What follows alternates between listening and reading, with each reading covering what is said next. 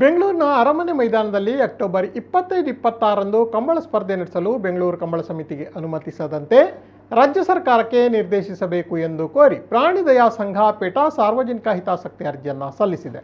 ಈ ನಡುವೆ ಈ ಅರ್ಜಿಗೆ ಪ್ರತಿಯಾಗಿ ಕಂಬಳ ಹೋರಾಟಗಾರ ಪುತ್ತೂರು ಶಾಸಕ ಅಶೋಕ್ ಕುಮಾರ್ ರೈ ಅವರು ಹೈಕೋರ್ಟ್ಗೆ ಅರ್ಜಿಯನ್ನು ಸಲ್ಲಿಸಿದ್ದಾರೆ. ಪೇಟಾದ ಆಕ್ಷೇಪದ ಅರ್ಜಿಯಲ್ಲಿ ತಮ್ಮನ್ನು ಪಾರ್ಟಿ ಮಾಡಬೇಕೆಂದು ವಕೀಲರ ಮೂಲಕ ಮನವಿ ಸಲ್ಲಿಸಿದ್ದಾರೆ.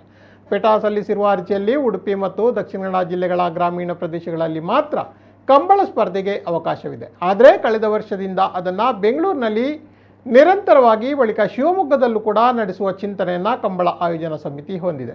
ಇದಕ್ಕಾಗಿ 200 ಕೋಣಗಳನ್ನು 300 ಕಿಲೋಮೀಟರ್ ದೂರವಿರುವ ದಕ್ಷಿಣ ಕನ್ನಡದಿಂದ ಟ್ರಕ್ನಲ್ಲಿ ತರಿಸಲಾಗುತ್ತಿದೆ. ಇದಕ್ಕೆ ನಿರ್ಬಂಧ ವಿಧಿಸಬೇಕು ಎಂದು ಪೇಟಾ ಆಗ್ರಹಿಸಿದೆ. ಇದೇ 25-26ಕ್ಕೆ ಅಂತ ನಾವು ಕಂಬಳ ಸಮಿತಿಯವರು ಒಂದು ಡೇಟ್ ಕೊಟ್ಟಿದ್ದರು.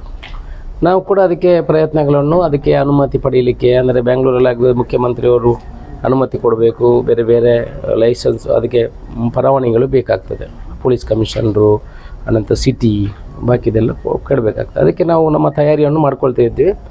ಆಗ ಈಗ ಪೇಟದವರು ಅವರೀಗ ಹೈಕೋರ್ಟಲ್ಲಿ ಅರ್ಜಿಯನ್ನು ಹಾಕಿದ್ದಾರೆ. ಬೆಂಗಳೂರಿನಲ್ಲಿ ಕಂಬಳ ಮಾಡಲಿಕ್ಕೆ ಅವಕಾಶವನ್ನು ಕೊಡಬಾರ್ದು. ಯಾಕಂತೇಳಿದ್ರೆ ಹಿಂದೆ ನಾವು ಆರ್ಡಿನೆನ್ಸ್ ಆಗುವಾಗ ಸುಗ್ರೀವಾಜ್ಞೆ ಆಗುವಾಗ ಅದರಲ್ಲಿ ಒಂದು ಅಫಿಡವಿಟನ್ನು ಹಾಕಿದ್ವಿ. ಈ ಕಂಬಳ ಅನ್ನುವಂಥದ್ದು ದಕ್ಷಿಣ ಕನ್ನಡ ಮತ್ತು ಉಡುಪಿ ಜಿಲ್ಲೆಯಲ್ಲಿ ಆಗ್ತದೆ ಅನ್ನೋ ಒಂದು ಅಫಿಡವಿಟನ್ನು ಹಾಕ್ತೀವಿ. ಆದರೆ ನಾವು ಎಲ್ಲೂ ಹೇಳಿಲ್ಲ ಇದನ್ನು ಬೇರೆ ಕಡೆ ಎಲ್ಲಿಯೂ ಮಾಡೋದಿಲ್ಲ ಅಂತ ನಾವು ಹೇಳಿಲ್ಲ. ಪ್ರಸ್ತುತ ಈ ಕಂಬಳ ಅನ್ನುವಂಥದ್ದು ದಕ್ಷಿಣ ಕನ್ನಡ ಮತ್ತು ಉಡುಪಿಯಲ್ಲಿ ನಡೀತಾ ಇದೆ ಅಂತ ನಾವು ಹೇಳಿರುವಂಥದ್ದು. ಅದನ್ನು ಇಟ್ಕೊಂಡು ಅವರು ದಕ್ಷಿಣ ಕನ್ನಡ ಮತ್ತು ಉಡುಪಿಯಲ್ಲಿ ಮಾತ್ರ ಮಾಡಬೇಕು, ಅದನ್ನು ಕರ್ನಾಟಕದ ದೇಶದ ಬೇರೆ ಎಲ್ಲಿಯೂ ಕೂಡ ಮಾಡಬಾರ್ದು, ಇದರಿಂದ ಪ್ರಾಣಿ ಹಿಂಸೆ ಆಗ್ತದೆ, ಅವರು ಬರುವಾಗ ಹೊಡಿತಾರೆ, ಅದನ್ನು ಕಟ್ಟಿಕೊಂಡು ಬರ್ತಾರೆ, ಅದಕ್ಕೆ ಹಿಂಸೆ ಕೊಡ್ತಾರೆ ಅನ್ನೋ ವಿಚಾರದಲ್ಲಿ ಅವರು ಕೇಸನ್ನು ಮೂವ್ ಮಾಡಿದ್ದಾರೆ. ನಾನು ಕೂಡ ಇವತ್ತು ಹೈಕೋರ್ಟಿಗೆ ನನ್ನ ಸ್ವಂತ ನೆಲೆಯಲ್ಲಿ ನಾನು ಅರ್ಜಿಯನ್ನು ಹಾಕಿದ್ದೇನೆ.